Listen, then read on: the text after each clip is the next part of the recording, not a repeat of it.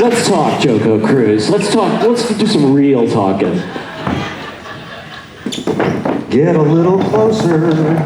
Not too close, though. Not too close. Yeah, this is just close enough. It's going to keep creeping up as the Q&A goes. You'll be able to tell how comfortable or uncomfortable we are as we move forward and back throughout this event. And left, right. Hello, welcome to the Management Q&A. You can bring the lights on us down a little bit, just so we can see you all a little better. Perfect, thank you. We are here to answer any and all of your questions that you have that we are capable humanly of answering. There's mics down here, or if you have mobility issues or need a mic brought to you, just raise your hand and let us know, and we'll make sure one gets to you. But otherwise, unless anyone has any opening remarks. No, thank you for your questions in advance. I can say that, well, speaking for at least 3 of us, we've been having a wonderful time the entire cruise already. And I think I can say that for the 4th of us, that's not your fault if he didn't. I've had a great 24 hours.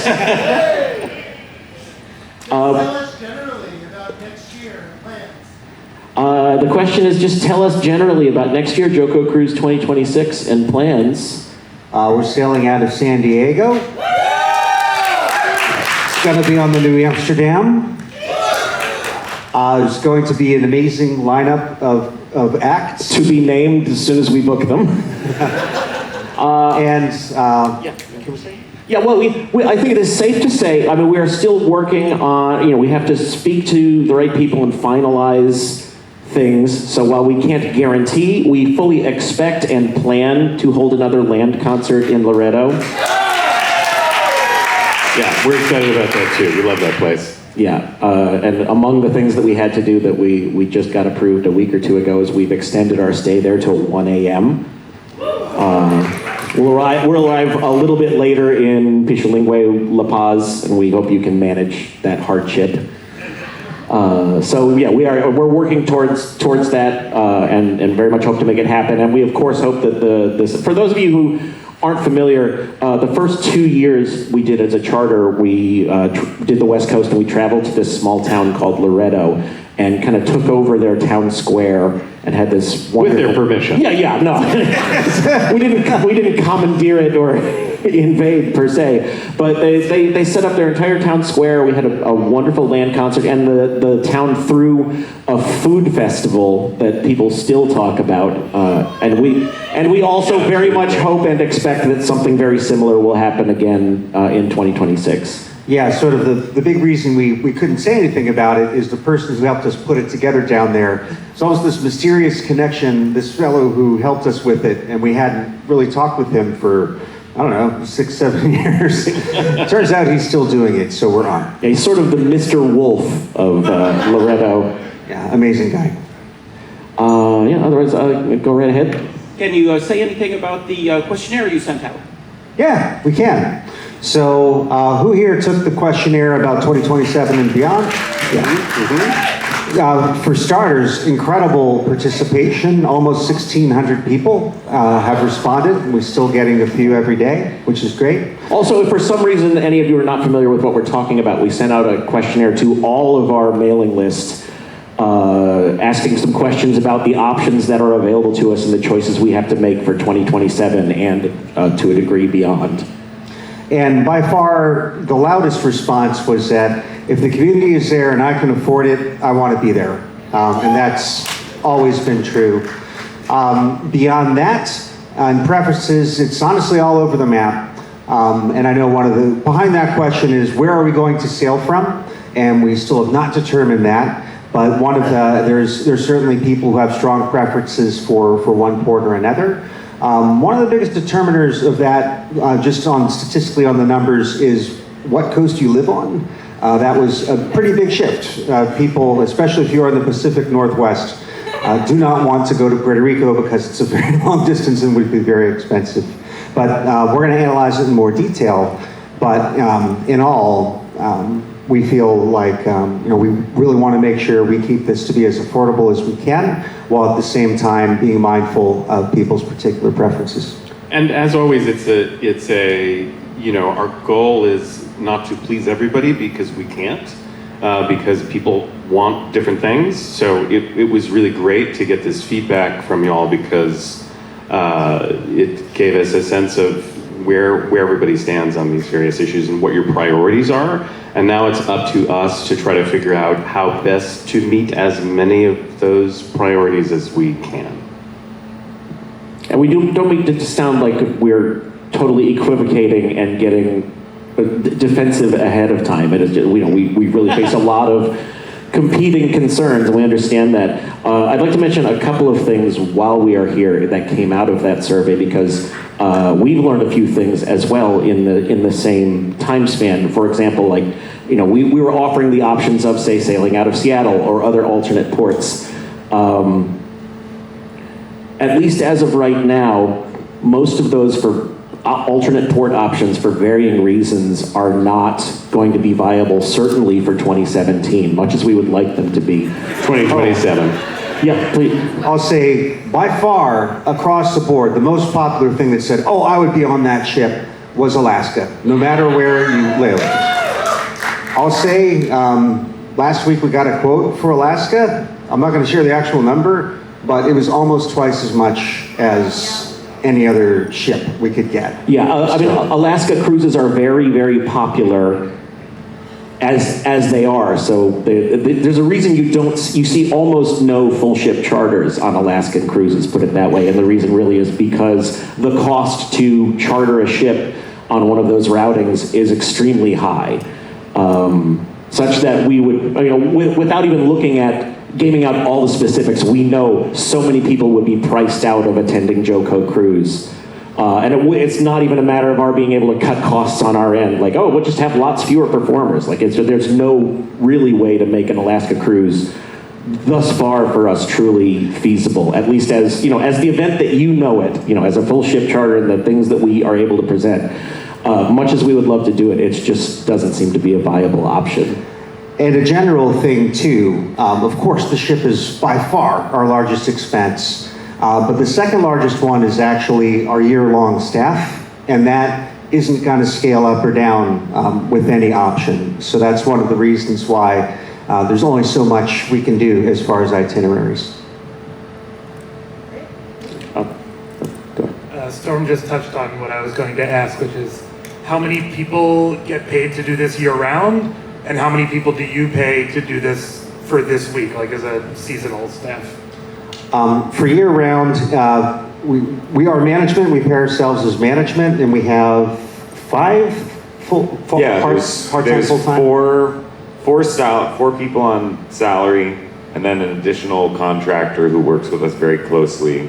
And then there's a number of professional services, accountants, attorneys. And then on board, I don't want to give the exact number, and I'm not sure that I know it, but it's when you look at the crew for production, for info desk, for our taking statistics around the ship, we're north of 70 crew working on board. And part of the cost on that, in a situation where we're sold out, is every cabin that's not part of retail inventory is basically an expense. Yes, we have a lot of crew bunk up, but we've been able some years to split them, and I think they're going to be sad next year. But it's a big machine, and when you come to the closing concert, we actually ask them to sort of, you'll see them parade past as we thank them all down. That's literally the army of people that we assemble to help us put this thing on, especially during that last week. All right. Your cruise has a banging playlist everywhere. Who curates that, and what's that all about? Give it up for Storm. Yes. Thank you. And it's way back when I did DJ work, but more than that, of course, we all love music, and it's just trying to figure out what all of us here. We all love music, so that's why it's great. I spent way too much time this year on this year's playlist. I wanted to redo them. Actually, the reason I had to redo them was It runs off of Spotify for technical reasons, and I rage quit Spotify earlier in the year. I thought I had saved the playlist and I didn't. So, No, I didn't know that. yes. Oh, that's terrible. So, but it worked out great, and even more than other years, I solicited ideas from within the staff, and Drew actually responded with some really great playlists, and I created a new one. By the way, the lists are Up, which is up tempo, Steady On, which is a massive list, which is you can use anytime, Chill, and then another chill list that we have from a friend, and then a new one which is called Smokes. And Drew had said, hey, it would be awesome to have just a list that you can kind of chill out in the back deck, and so a lot of what's on Smokes is a mix of what Drew had sent in and other things, and then just finding cool stuff. It's for the bad kids who smoke on the back deck. Yeah, it's the cool kids list. Can we find these? Are they public? I could post it. That means I'll have to make a brand new history next year. But yeah, we'll see if we can post the Spotify link. It means you'd have to use Spotify, but whatever. It's just reminded me of the first, I think it was our first charter year. We had playlists, but they were quickly assembled, and I remember that sometimes when we would eat in the dining room, we would put on the movie soundtrack one, and so you'd be eating, and it'd be like da da da da da da da da. It was really weird. Quick rises and dramatic stings while you're eating your pasta. It was a learning curve. I will say, in terms of like yearbook style awards, Storm definitely gets most likely to rage quit a work essential tech platform. I learned my lesson. Yeah, for now. Hi, this is my first JoCo Cruise. Welcome.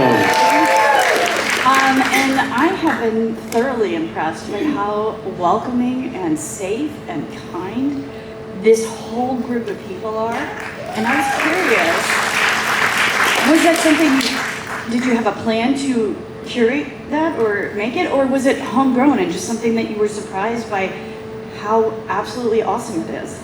I mean, it's something that emerged from the community of people that we started with. We started with a group of about 300 people on a much larger ship, and I don't know. I mean, I feel like so much of what this group is and what this cruise is comes from the community itself, and we sort of listen to what people are saying and watch what they're doing and try to support it and create spaces for it. It's very nice to hear, because that it is a really important component for us. We're very proud of that, both on your behalf, on behalf of the performers. I will say that performers are always remarking to me about what an incredibly generous crowd is here and supportive, and we can put really anybody in front of them, in front of you, and you will be supportive and wonderful for them. And even the ship staff, I can't tell you how many people come up to us who work on the ship who say, this is my favorite charter, and everyone here is so nice and kind and fun. And so yeah, I mean, I wish we could take credit for it being a sort of master plan. Yes, thank you for bringing the lights down so Jonathan isn't saluting you for the next 45 minutes. But it really just came from you, and we try to encourage it and support it, because now it feels like a really crucial part of what we do. So yeah, thanks for being here. Well, thank you guys for putting this together. I really, really enjoy it, and it's something to inspire to. So Thank you. Thanks. Thank you. Good morning, and in these dark days, I always start with gratitude. Thank you guys, and thank you guys. As you can tell by the alcohol in my hand, not my first JoCo Cruise. Before 11 a.m. Oh my God. I have been so grateful for how you've reached out for feedback and actually taken it seriously. Lots of people send out surveys and they're like, oh, yes. But what I'm really interested in knowing is how much do the recommendations for performers actually influence your decisions? Because I know you work very hard to go out and see people in the wild, and I am so grateful for that. But what level of, hey, that's an interesting thing I've never heard about, it plays a part? It absolutely does play a part. Speaking as the person who has the main responsibility for programming, I do look when on the feedback survey, and even when we just get emails, I make it a point to, if I'm not familiar with an artist someone has recommended, I make it a point to look at and view stuff of every single recommendation we get, because I have very certain preferences and context, and I always need to broaden that. So yeah, I can't even think of any specifics. Like I couldn't name you, oh, this person came on board specifically because a lot of cruisers recommended them, but so many people between just like other performers recommending them or coming from the survey or where have you. Like that's very important to me, because part of we were being asked this the other night by some of the performers, how we program and what sort of our criteria are, and it is such a, there's no hard math to it, because we like, we always like to bring back some people who've been favorites in the past. Some of them, we have a small handful of people who come pretty much every year, and then there's other people that we like to rotate through. But we also like to bring, new performers that everyone would be familiar with, but also trying to find people who maybe most of the audience has never heard of, or even in a genre that you don't particularly listen to, and to sort of surprise people with talent. Thank you. Thank you. One specific example from last year, Sierra Hull, who's an incredibly talented mandolinist. When there's artists like that, and I will see them and I will think, cruisers don't know who they are, and they're gonna freaking love this. And luckily we've gotten a lot of goodwill from many of our attendees, because we put this thing on sale long before we announce any performers for the most part, but it seems like people generally give us the benefit of the doubt and trust that whoever we choose to put in front of you, you may not love every single performer, but for the most part, they're going to have some appeal to most of you, and so that's how we try to approach it. And so I'm always open to those sorts of recommendations, whether or not I'm able to follow them. We always welcome them. So please feel free to keep doing so. Thank you. Sure. Thank you. Good morning, and thanks for coming out here and listening to us and answering questions. And I hope this question doesn't make you guys move back away. You said just a couple of minutes ago, we all love music. We also all love reading. And I noticed that the ship's library looked like when I looked through the window, it looks like it's really been upgraded. Unfortunately, it's completely off limits. I didn't bring a hardback book with me. I was kind of counting on using the library. So my question is, why did you do that?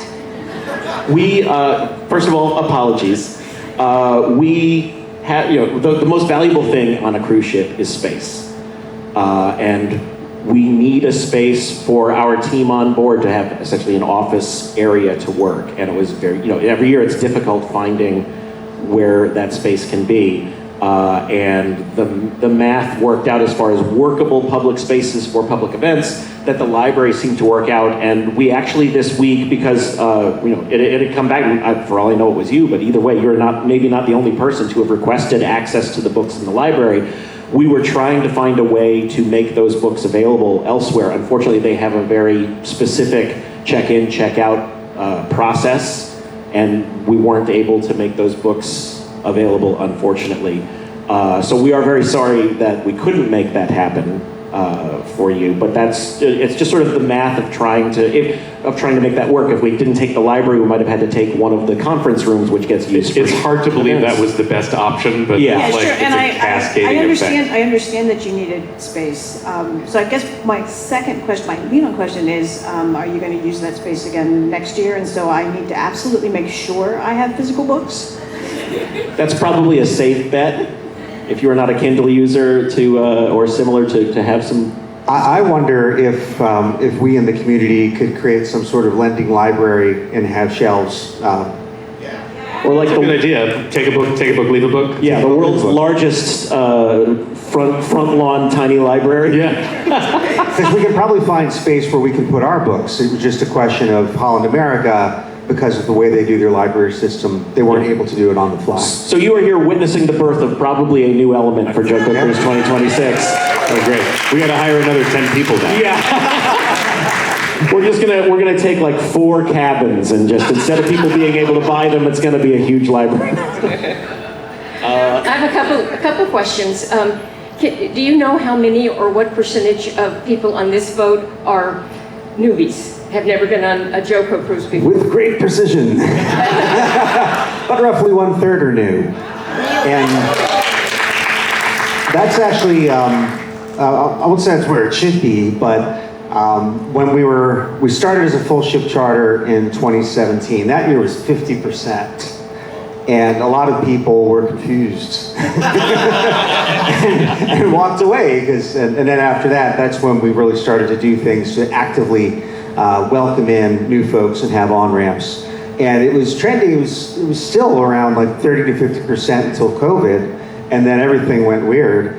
And now that's good, and it's great, because we have a lot of fresh people who are new to it, maybe you've only heard about it, and are entering from a lot of different places and for a lot of different reasons. Well, I've talked to some of the people wearing the badges, and a lot of them, some people say that the big draw this year was They might be giants. Right. Also, a lot of people said that they were here because of a TikTok video they saw. Yes. Do you know what that video is? That's almost certainly Meg's tea room. That had, it was surprising. This has never happened to us like this, except for announcing a particular act. This was on last year's cruise. We invited a couple of folks that just seemed like they were compatible, kind of got it. I hate to use the word influencer, but that's the world, but in the world of books. And she was just able to capture what we do in this very great way, and it had an almost immediate effect. So, yeah, it's always hard for us to explain what we do. There's no elevator pitch, really, for JoCo Cruise. Come on the cruise and you'll find out what it is. Yeah, our elevator pitch is a minute-long TikTok video, basically. That video, it brought a lot of people on board, I think, this year. Yeah, I think so too. Yeah, we're very grateful. Yeah. And she's back on this year, so you can say hi to her. And on the subject of new people on the cruise, as Jonathan said, I think we do what we can to foster the community here and to provide resources.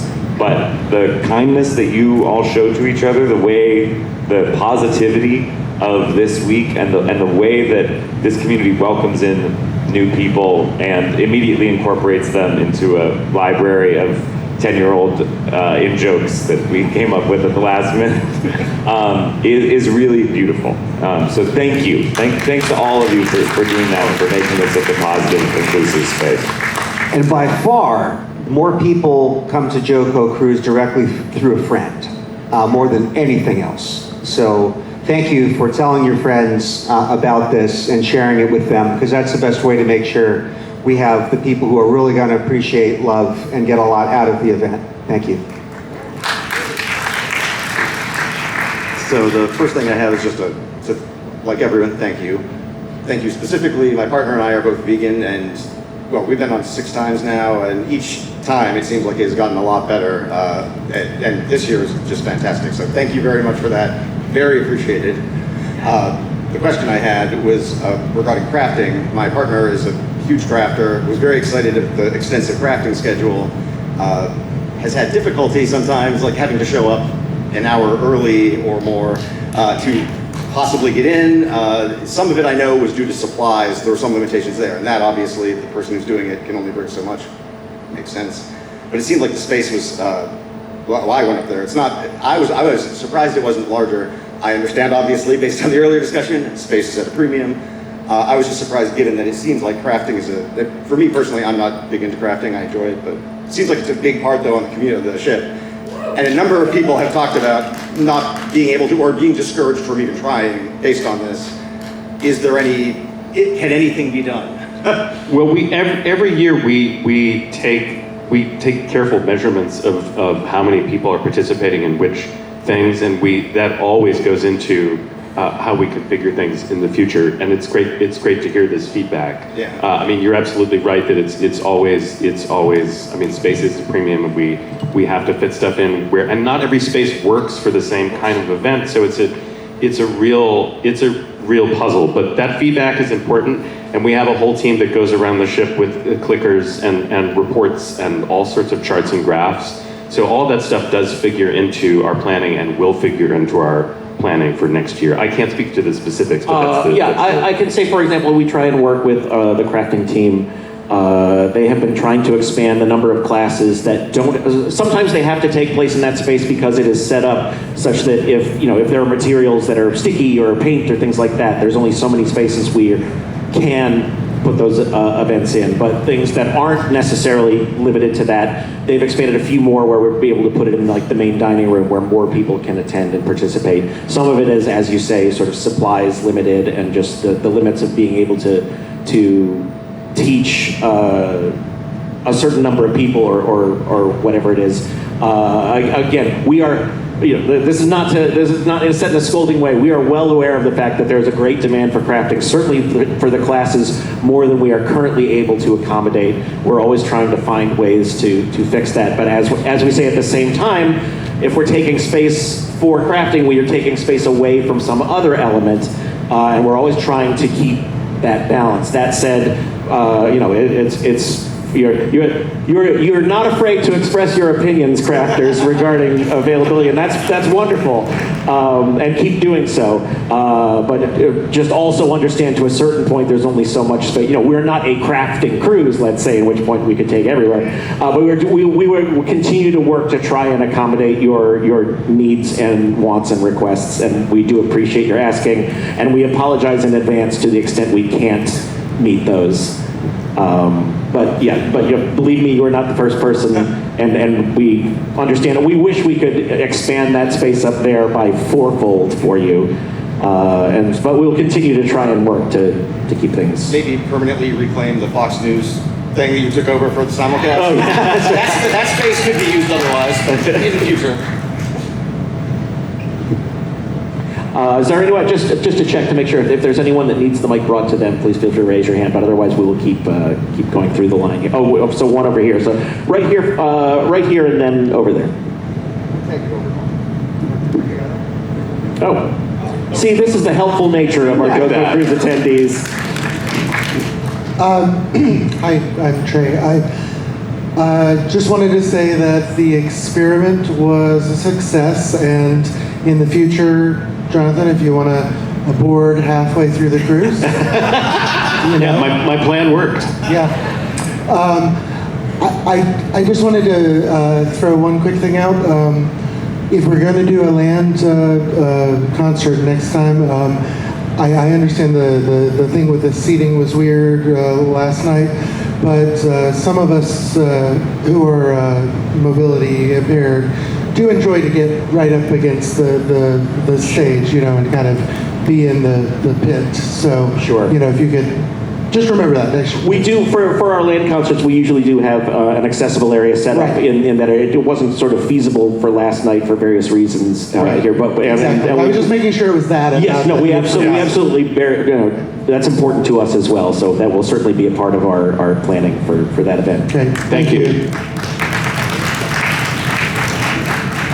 Hi there. Hello. I was going to point out about the Spotify playlist. If you get with me, I can export that out to Apple Music and a few other formats for people to share. So there is that. Thank you. You're welcome. The other thing, I promise this is a question. Did I just witness piracy being planned? No. No. Not at sea. No, this is all legal, I promise. Anyway, sorry. Okay, so this is my 13th sailing here. Wow. I missed the first one. Mine too.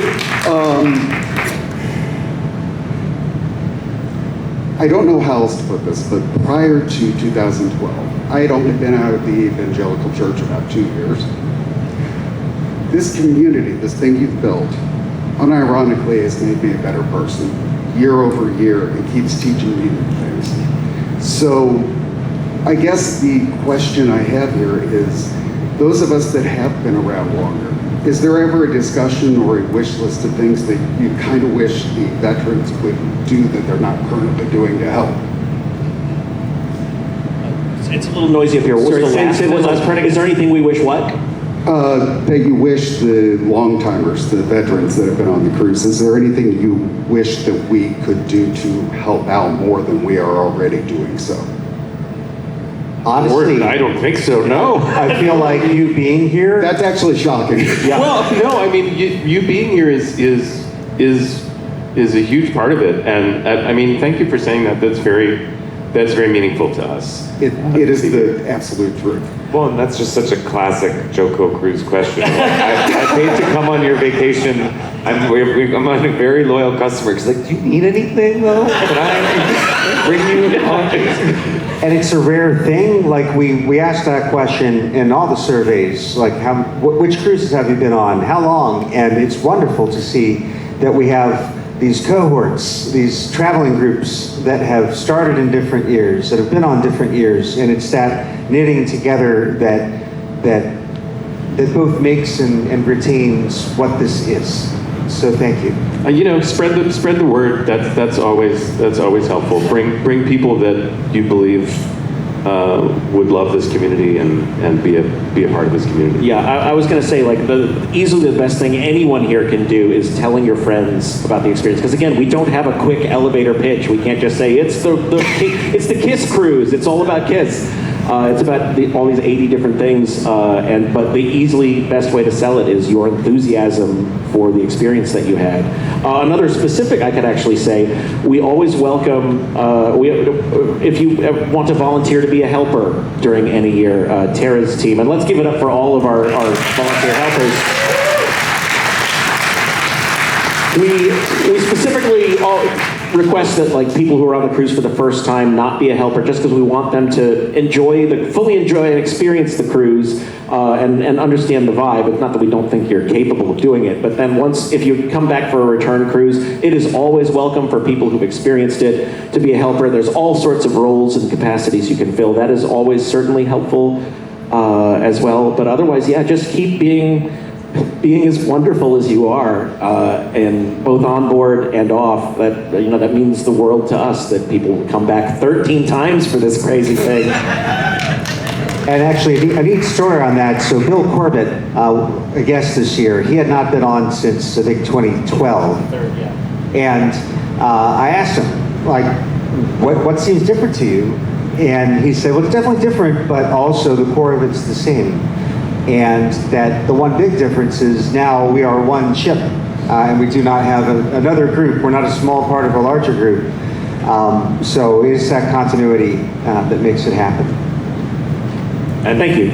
Oh, well, just to jump in, I think, like, one of the crazy things about doing this is it's made us better people too. I mean, absolutely. Like, we've learned a lot from the community. There have been some times where our blind spots have really shown, and like the hearing from you and also getting to see the positivity and the like love of this week is, yeah, I think it's really been pretty moving and it's changed us too. So thanks. So I think 2027 and beyond is kind of one big question. So if this seems like multiple small questions, it's part of that one big question. So the first is the list of options that you presented in the survey didn't mention Europe. I don't know if that's something that you eliminated early for the same reason that Alaska is not feasible, or if you were just concerned that, like, the airfare costs of the attendees would be so high. Yeah, same thing. We didn't price Europe because we already knew from the past. And yeah, for sure, the airfare is actually a huge factor for a lot of people. So that's the sort of thing that maybe in the future we might do a smaller event, that kind of thing. But as far as JoCo Cruise, unless demand was 100 times larger, yeah, I can't imagine we'd be able to. And then the second part of that is, we know you have a good relationship with Hal. You're a very complicated charter, and they have a charter department that is capable of dealing with that, but you also have specific requirements you want to meet on boat size, and there are only so many boats that Hal has that fit that. Have you looked at, like, do you get sort of an in with the other members of, say, the Carnival group, like Princess or like Carnival themselves, in terms of running charters from having run with Hal, or do those departments not mix? Or had you considered, potentially maybe further out than 2027 because you have to plan far ahead? I know that MSC's Musica class ships have a 2,500 capacity for passengers and 1,200 plus capacity for their theater, so that is the sweet spot that you like for being able to do red team and gold team. but you have no history of running a charter with them, so I don't know it. Have you considered that, like, if where All in America is deploying their ships doesn't work out for you, would you have to change lines or just? Yeah, I mean, all of these options are on the table, and I mean, you said it yourself. It's what we do is so complicated. I mean, this is the most complicated charter that they see. I mean, there's so many charters where it's just like you show up and there are a bunch of blues bands playing, and that's it, and that's the plan, And I'm really jealous of the people who run that, because that seems very easy. If for no other reason, they've got an easy answer when somebody asks, what kind of cruise is it? And so because we have taken on as our goal to have this complex, beautiful, ever-evolving thing, when we get feedback about this space is not working for us, we need more room for this, there's this new thing that we want to do, what happens over time is we have sort of evolved to fit the shape of this container, not perfectly, but pretty tightly. And so to move to it, absolutely, we consider that when we look at options. But to move to a different ship shape within Holland America would completely sort of wipe the chessboard clean, and we have to sort of redo that puzzle. Which is not to say that we wouldn't want to do it, but it's one of the factors that makes that not as easy a thing to just do. Because we feel like we are caretakers of this thing, and if we were to blithely say, well, that's a much better solution, and then we discover that, oh, well, now we've really screwed over the crafting people because now we don't have a space. We don't want to end up in that kind of situation. So we have to just proceed carefully in that direction. But yeah, that's absolutely part of what we think about. And there's also a huge risk, especially to going up in size. So the New Amsterdam is around 2,100 passengers. Even if we're to stay on Holland America, and this is one of the options we're looking at, is going up to the next size, which is about 2,600. That would be a massive risk. That's about 30% more. We don't know, 2026 bookings are going great, but we don't know how much of that this is going to be a special year, I'm going to make an exception and come 2 years in a row. We almost got wiped out in 2018 because so many people came from 2017, we thought, great, we made it, and there was a retraction. So with the larger ship, it's a risk because we have to either decide, okay, let's lower the price to get more people on, but if we do that and don't hit our numbers, we're gone. If we say, okay, let's count on having fewer people and raise the price, then we might price out too many people and we're gone. So we have to have a very firm sense of what the demand is, and there's never a clear answer on that. And of course, by the time you see that bookings are going good, it's too late to pick a bigger ship. That's right, exactly. Because we're doing this 18 months to 2 years in advance. Yeah. Right, and I guess we're all thinking of like, oh man, 2 years is a long time in advance to be planning this, but like it takes 2 years, right? Yeah. Yeah. All right, thank you. Thank you. Hello. I have a question about welcoming new cruisers into our community. Every year, the Kraken Post and the Makers Exchange are some of the highlights of my cruise, and I know it is for everyone else who participates. The problem is those two events require prior signups because a lot of people like to personalize their Makers Exchange gifts and make them really awesome and personal.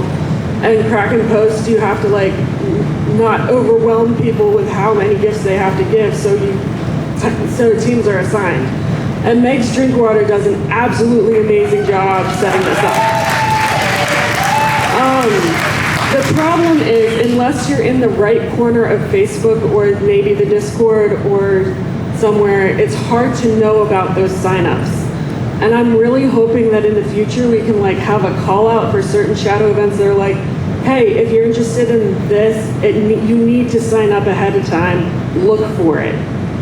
That's a fair question. On the one hand, we don't want to start showing favoritism to some shadow events and then not others, because people would rightfully have a complaint that, why are you highlighting their thing?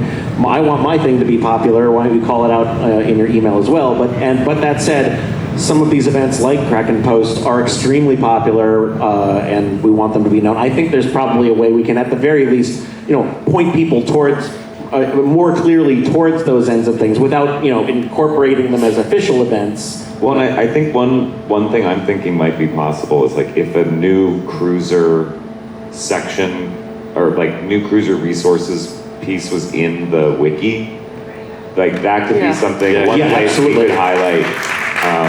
That would be wonderful. And if you could like point out in one of your official emails, there are shadow events you can sign up for. Yeah. Here's where you go to sign up for them. Yeah, we can be more clear as we point wonderful. people to their Facebook group or to the Discord.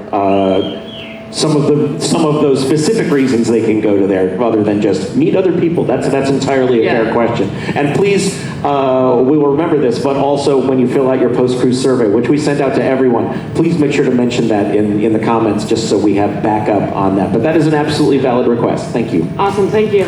I'm making a note, I'm not texting. I want to start to ask, was she the opening band? Because she said hi. She waved. I have a few notes. Starting with, welcome back, Jonathan. I'm sorry you missed the boat. You got there too late and you had to join us in Puerto Rico. Yes, thank you. Very happy to be back. What was I going to say about that? I've got a note that I don't understand. And I only wrote it 2 minutes ago. Complicated. You keep speaking about how complicated it is to run this event. That's Jonathan's fault. He said yes back in 2011. Agreed. I take all responsibility. Believe me, we blame him every day in many ways. Yes, they do. I also found that the social media ads were great as a former or a multi-cruiser on JoCo Cruise. I got worried that it shows up in my Facebook feed like every other ad in there, which isn't your fault. It's the algorithm. I know that. But I got worried that it was going to change the vibes of all these people seeing it saying, I'm going to join.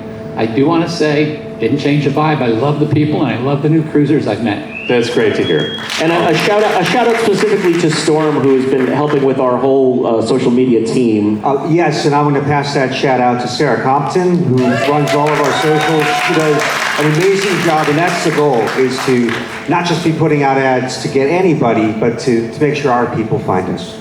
I did have a first timer yesterday. I was sitting with at dinner, said she saw it come across her TikTok and said, I don't understand it, but it looks like it's for me. And she's here and having a great time. Awesome. Love that. And every new cruiser I spoke with seems to be really happy to be here. Excellent. The Kraken Post comment that was made about getting the word out better, and I completely understand that it's a shadow event, and the shadow event people have to do this. One of the things when you mention the wiki is to be sure that people are aware of the Facebook communities that are created. There's a 2025 and there's already a 2026 community. And Megs makes sure she posts in there.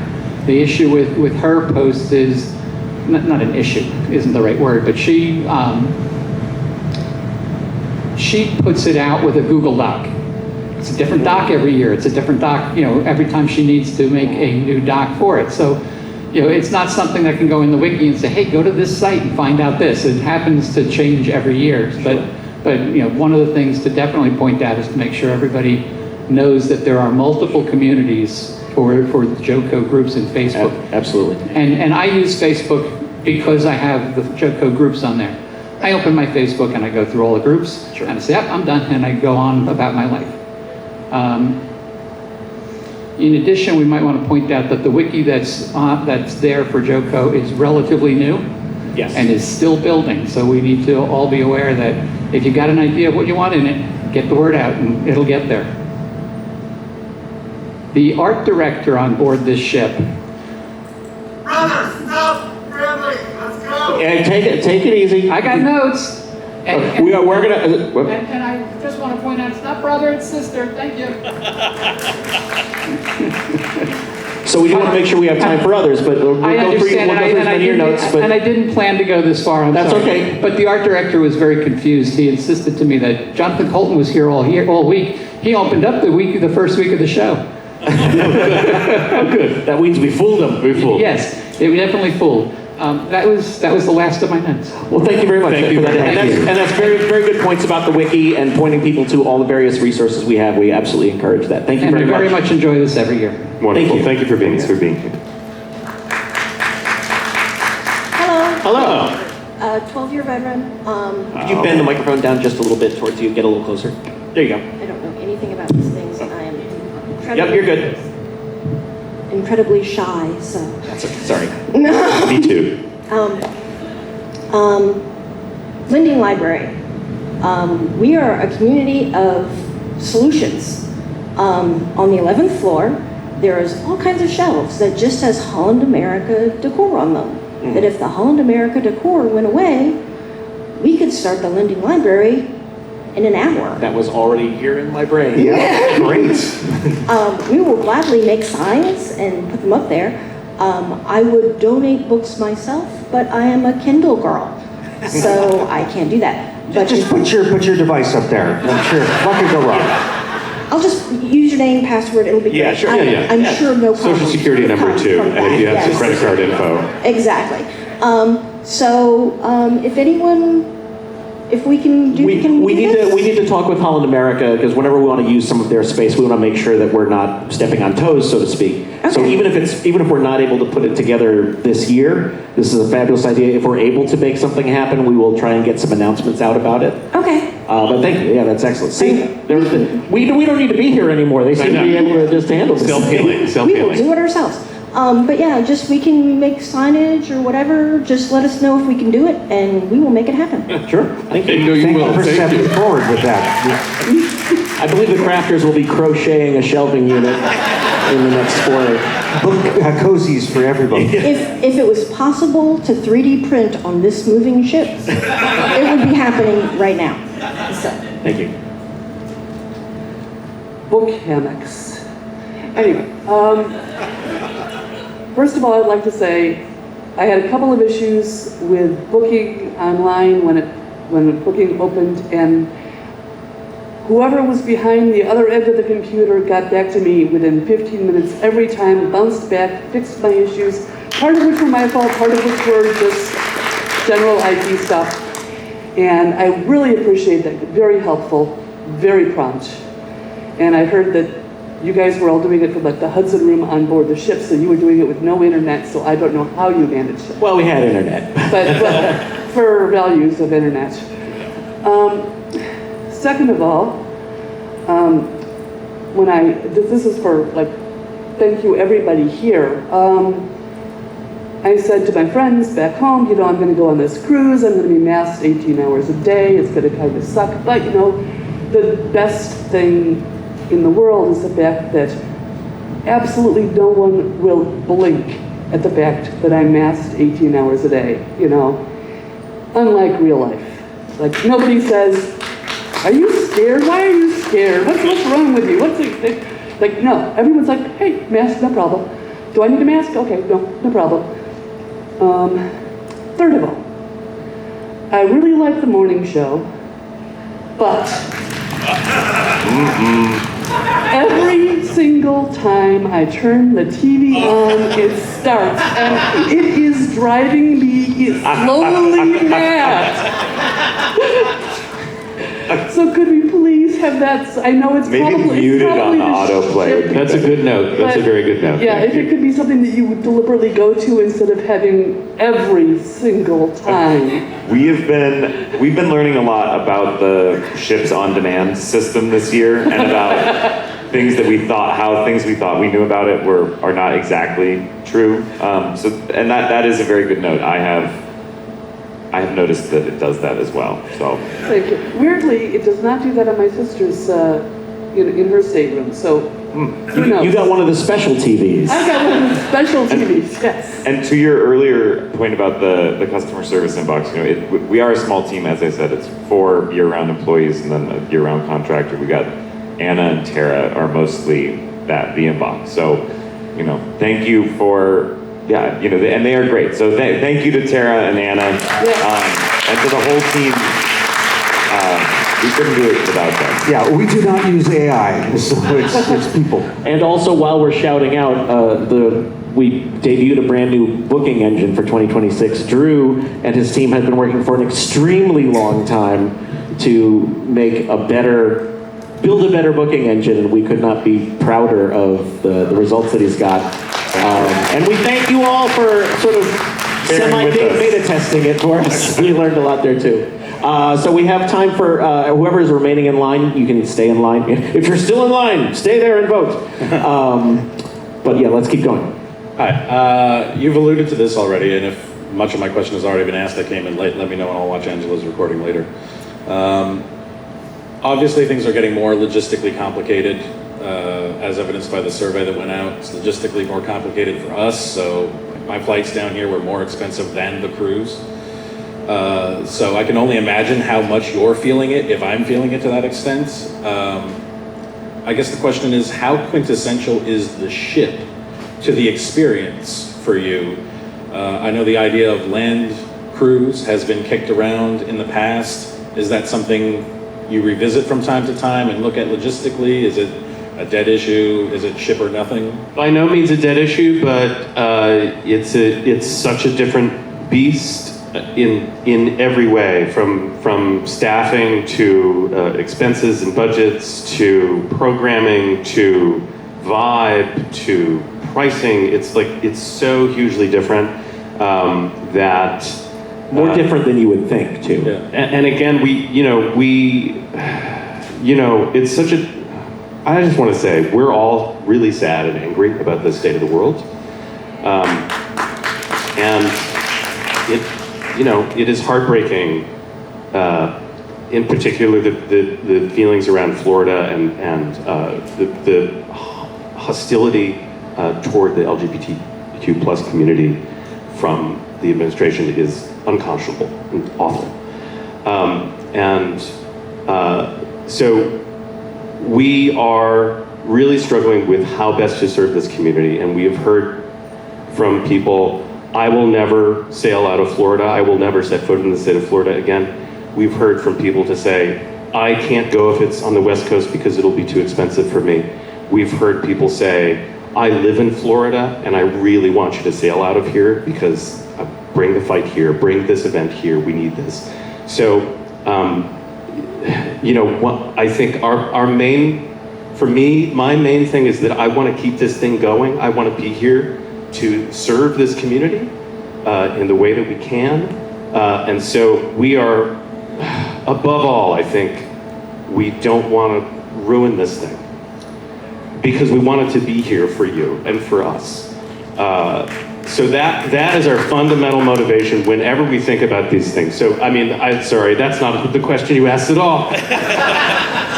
But it's a shared sentiment for all. No, but as a way of answering it, yeah, land cruise would be fun and would be its own thing, and I hope we can do something like that someday. But we would never just blithely sort of like make that turn because it's a very hard turn, and it's so important that to us and I think to you that this thing exists, and that's our main thing that we want to keep going. Thank you.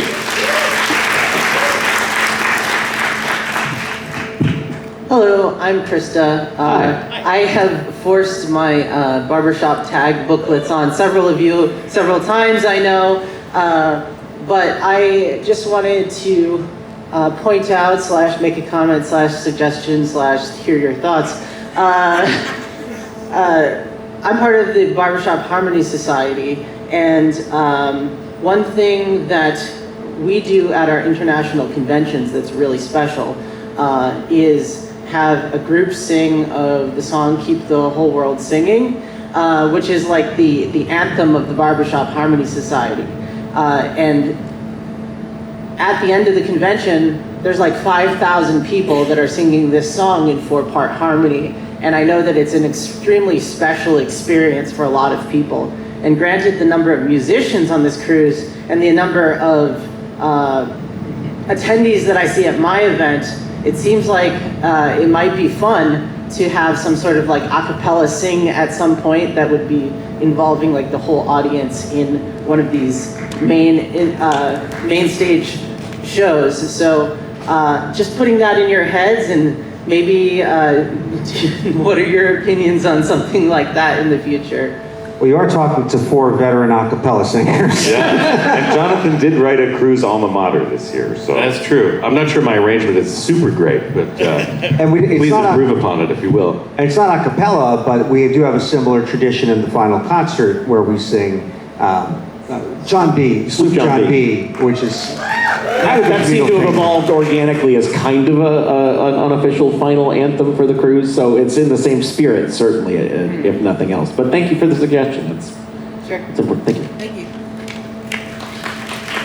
As what you do becomes bigger and bigger and bigger, and maybe you would get that dream, right? If you went up 500 people to the next ship, maybe it would all come true and everybody would sign up.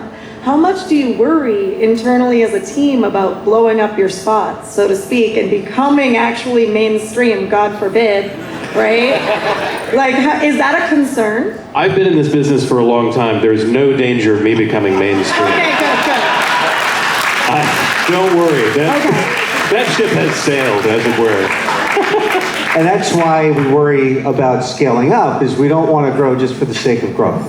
Like, we want to make sure it's this and the right people talking about the concern that if we're advertising, we're just going to get a bunch of people that want a drinking party, and so if we scale up, it's because we know it's going to work. Yeah, before the world blew up in 8 different ways, it had been kind of our hope eventually to do what a number of other charters that we're familiar with do, where they would have one sailing from the East Coast at one part of the year and then one sailing from the West Coast on the other, and do kind of 2 ships per year. And if we were hoping, and we seemed to be on the path for that level of demand, then of course COVID and the world turning to shit in 8 ways, we're still sort of rebuilding from that. That is still, we felt like sort of the most valid way to maintain the integrity of the event, but also being able to share it with more people and giving people those options. Maybe that's a direction we'll be going in, but again, like as far as like blowing up, we're never going to like try and charter a 6,000 person ship. You don't want to be an A-lister. No, thank you. Okay, good. What do you do with that kind of money? I don't know. What a drag. Well, since you are A-listers on this cruise, and I know that's such a weird experience for you, like since everybody here recognizes you, right? Are you ever feeling alienated or othered, or like you can't walk down the hallway on your own cruise ship charter? Like, how does that work? No, people in my life ask me when they find out I do a cruise, they're like, oh my God, you must hate it. And I'm like, no, it's great because there's something, I always try to explain this, but there's something about, well, usually I'm here for the whole week. When people know I'm here for the whole week, it's kind of like after 24 hours, it's like they've seen me in the Lido 10 times. And they're like, oh, hey, JoCo. And it's totally cool. It's actually among listen, I'm not that very famous. I don't really need to deal with this problem. But among the situations where I'm in a concentrated group of people who know who I am, this is by far the most comfortable because everybody is chill and kind and respectful of boundaries. And it's great. I always feel great here. We're running a little long. This is our last question before they start announcing disembark, but thank you. Go ahead. I'll go very quick then. Could you get a little closer to the mic, please? Thank you. I'll go quick. Like previous people said, the red and gold team system's awesome. You are an A-lister on this cruise, so I'm just kind of curious. Why don't you consider yourself a main show? Like, I think you're selling yourself short, and also I think I'm a little worried. Like, are we all going to be able to get in here tonight? Are you talking about my show? Oh, yes, yeah. Again, that's a lot of that is sort of the logistics of the cruise working. This is a good question. There have been numerous years where Jonathan's full band show has been part of a main concert. We have found over the years that when we program every single day with a main concert, the people are a little more tired. We try to give everyone sort of an evening off, so to speak, to relax a little bit from that pace. And the easiest thing to do on our end, sort of programming wise, was for Jonathan's show to be, the full band show to be a one-up. The thinking being, when he's here all week usually, people have numerous opportunities to see him. Well, I do an acoustic set as part of the last show as well, so that's the other theory. And last year it worked out. Yeah, and it seems like the numbers from based on some the previous years, it seemed like essentially everyone who would want to attend the show could get into it. Hopefully that will be the case again this year. But that's sort of the thinking behind that, generally speaking. That's why tonight it's just some one-off shows rather than a main concert. But it's not because we think you're getting too big for your britches and we want to take you down a peg. A little bit. Thank you so much. This is genuinely, thank you everybody. Genuinely one of my favorite things every year is to hear directly from you. So we really do genuinely appreciate it. Once more, we will reiterate, when we send out the post-cruise survey, we know it can be long. First we're working on ways to make it a little shorter in various ways, but we really do appreciate your taking the time to fill that out. It is one of the most valuable things you can do. And your input here is going to influence what goes in the survey, so thank you. Thank you, everybody. Thanks for being here.